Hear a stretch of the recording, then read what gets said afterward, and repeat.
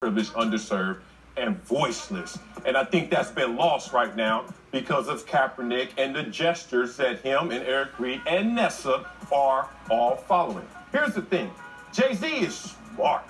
You don't become Marcy Projects to billionaire and not be smart and have your spidey sense that can read this. And Jay-Z is guilty of giving Kaepernick a pass the same way I was guilty of giving him a pass. I was conflicted. From day one, I was against him kneeling. Because I said, get up and get those resources, because where we're from, your kneeling at kickoff has nothing to do with our situation unless you translate that, materialize it, and monetize it. Jay-Z waited long enough and finally said, I gotta step past this dude to get this right. This is an identity issue. You know why the identity of this movement has been lost? You know why the identity has been lost in this platform of kneeling, and what does it really mean?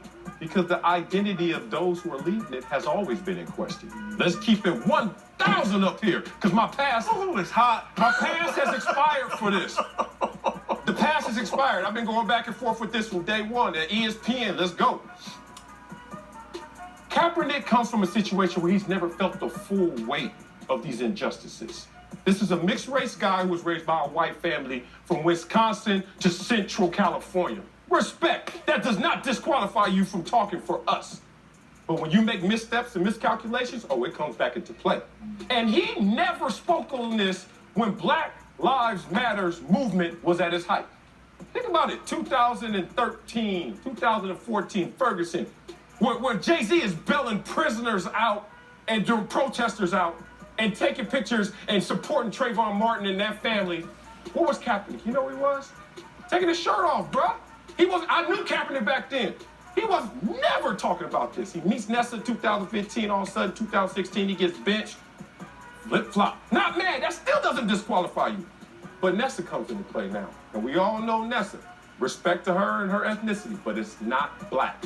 Okay? So now we got two leaders who don't even feel the weight of the consequences. So guess what you are allowed to do right now? Preach. Have convenience. Ain't no cosmetics here, bro. When I'm in Compton, when I'm in South Central and Harlem, that's my childhood to manhood, 0 to 22 years old. Those three places, I know what it feels like. When you're talking to Jay-Z, who's been through Marcy Projects and Brooklyn and all his successes, he's seen this. We both said, go Kaepernick, go, and let the cause blindly support the man. But the character is now coming to question.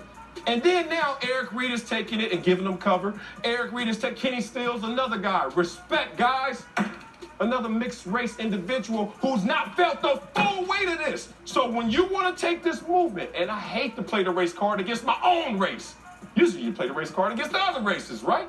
But when I have to see these missteps and these issues all manifest, I get back to the identity of those who are leading it, which has always been in question, and now Jay-Z has answered that question.